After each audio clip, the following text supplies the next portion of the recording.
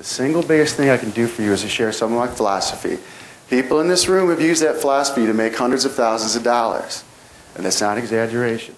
People have come to me and said, I need some help, can you help me out? And I'm like, well, what's the problem? They said, well, I'm in this market and I'm not getting any traffic. And I said, okay, great, let me take a look at what you're doing. People say, what markets are you in? I can't tell you. I literally am in 100 different markets at all times. That is a philosophy that you have to have. You have to be in 100 markets. If you're going to say, I'm going to play the game, I'm going to play to win, and I have to put up 1 million pages, and they have to be high-quality pages if you want to play at the white hat game, which simply means you want a content page that Google will allow you to put ads on. That's basically what it comes down to. Well, the only way to do that is to use software. And I recommend using somebody else's software. If you're not a programmer, just use somebody else's software.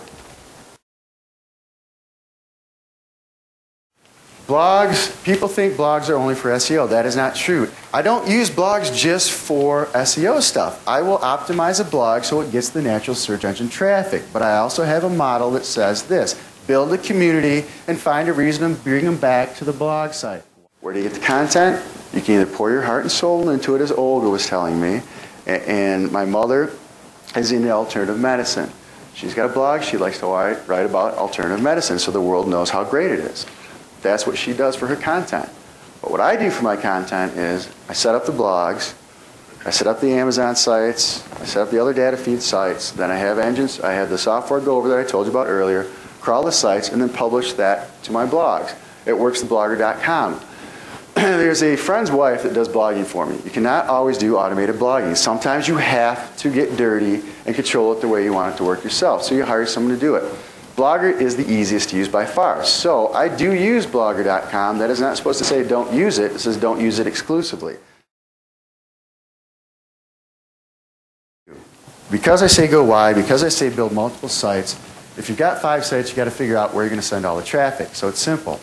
I set up a series of feeder sites. These feeder sites are put on different servers at different data centers across the country. They're never on the same server. I don't like it that way. Sometimes they are, but mostly not. Those feeder sites are out there. Those are more highly optimized sites. You check your keywords. You're seeing what's working in Google, Yahoo, or MSN. And you optimize those pages to be less reader-friendly but still acceptable. But you're trying to get them to take action to go to the money site. You don't think about the one sale that I can make. You think about how is it going to multiply itself and how can I make more money from that one occurrence. And if you multiply it out by 10,000 pages or 20,000 pages or 100,000 pages, you have a better chance of making money. So when I say think big, think big.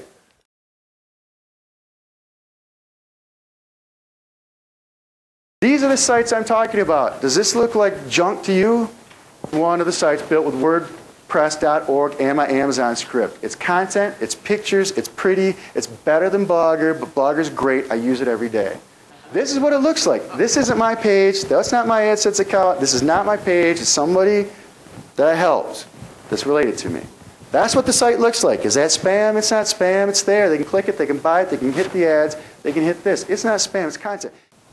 Amazon.com, Buy.com, eBay, they all generate the pages dynamically. The trick is how do you teach those pages to appear more friendly to the search engines.